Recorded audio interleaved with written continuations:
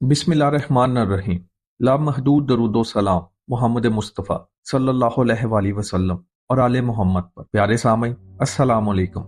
Global history Urdu में आपको खुश आमदीद। अगर हम तारीख पर नजर डालें तो हमें मालूम होता है कि रोज़ा सिर्फ इस्लाम में नहीं बल्कि दीगर मज़ाहब में भी किसी न किसी सूरत में मौजूद रहा है। यहूदियत में यौम कपूर का रोज़ा रखा जाता था। ईसाईयत में भी रोज़े की रवायत पाई जाती है, जबकि हिंदू मत में भी मुख्तलिफ किस्म के रोजे रखे जाते हैं। मगर रमजान के रोजे, जैसा कि इस्लाम में फर्ज किए गए हैं, एक मुनफरद हैसियत रखते हैं। रमजानुल मुबारक इस्लामी कैलेंडर का 9वां महीना, जो बरकतों, रहमतों और मगफिरत का महीना कहलाता है। ये वही महीना है जिसमें कुरान मजीद नाजिल हुआ और मुसलमानों पर रोजे फर्ज किए गए। इस महीने की इबादत न सिर्फ रूहानी तरक्की और अल्लाह की कुर्बत हासिल करने का जरिया है, बल्कि जिस्मानी, ज़हनी और समाजी फवाइद भी रखती है। ये न सिर्फ जिस्मानी इबादत है बल्कि रूहानी तरबियत और नफ्स को काबू में रखने का जरिया भी है। इस्लाम में रोज़ा 2 हिजरी में फर्ज किया गया और तब से लेकर आज तक दुनिया भर के मुसलमान इस महीने में रोजे रखते हैं, जो सुबह सादिक से लेकर गुरूब आफ्ताब तक खाने पीने और दीगर ममनुआ अमाल से रुकने का नाम है। अल्लाह ताला कुरान पाक में फरमाता है, ऐ ईमान वालो, तुम पर रोजे फर्ज किए गए हैं जैसा तुमसे पहले लोगों पर फर्ज किए गए थे, ताकि तुम परहेजगार बन जाओ।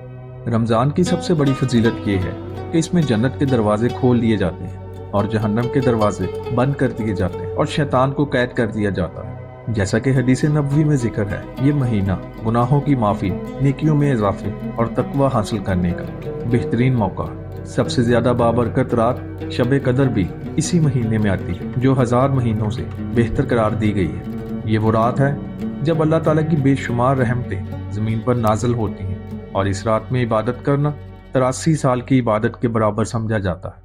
नबी करीम सल्लल्लाहु अलैहि वसल्लम ने फरमाया कि शब कदर को रमजान की आखिरी ताक रातों में तलाश करो, क्योंकि यही वो रात है जिसमें कुरान मजीद नाज़िल हुआ और इस रात को पाने वाला शख्स कामयाब हो जाता है, क्योंकि इस रात में और रमजान में की जाने वाली दुआएं अल्लाह के यहाँ फौरन कबूल होती हैं। रमजान सिर्फ इबादत का महीना नहीं बल्कि इसका एक और अहम पहलू सदका खैरात भी है।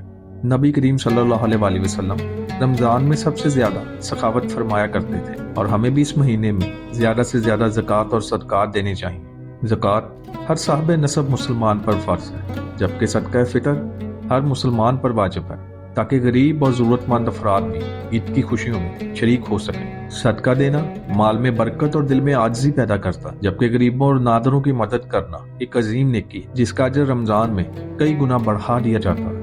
रमजान में कुरान मजीद की तिलावत भी इंतहाई अहम इबादत है, क्योंकि यही वो महीना है जिसमें कुरान का नज़ूल हुआ। जो शख्स रमजान में कुरान पढ़ता और समझता है, वो अल्लाह के करीब हो जाता है। नबी करीम सल्लल्लाहु अलैहि वसल्लम ने फरमाया कि क़यामत के दिन रोज़ा और कुरान दोनों बंदे के हक में सिफारिश करेंगे। इसलिए हमें रमजान में ज्यादा से ज्यादा कुरान की तिलावत करनी चाहिए और इसके मानी पर गौर करना चाहिए, ताकि हम अपनी जिंदगियों को कुरान के मुताबिक डाल सकें। रमजान के आखिरी अशरे में एक और अजीम इबादत एतकाफ है, जिसमें बंदा दुनियावी मामलात से कटकर सिर्फ अल्लाह की इबादत में मशगूल हो जाता है। एतकाफ नबी करीम सल्लल्लाहु अलैहि वसल्लम की सुन्नत है और रमजान के आखिरी अशरे में किया जाता है। एतकाफ का मकसद दिल को दुनिया की मोहब्बत से खाली करके अल्लाह की तरफ मतवज्जा करना। जो शख्स एतकाफ में बैठता है वो गुनाहों से पाक हो जाता है और अल्लाह की रहमतों से भरपूर फायदा उठाता है। और जब रमजान खत्म होने लगता तो अल्लाह ताला रमजान की आखिरी रात में तमाम रोजेदारों की मगफिरत फरमा देते हैं। नबी करीम सल्लल्लाहु अलैहि वसल्लम ने फरमाया कि रमजान की आखिरी रात को अल्लाह ताला रोजेदारों को बख्श देता है और ईद का दिन मुसलमानों के लिए एक इनाम के तौर पर अता किया जाता है। ईद के दिन सदका फितर अदा करना, नए कपड़े पहनना, ईद की नमाज पढ़ना और खुशी मनाना इस्लाम की तालीमात का हिस्सा है, लेकिन हमें इस दिन भी गरीबों और जरूरतमंदों को नहीं भूलना चाहिए।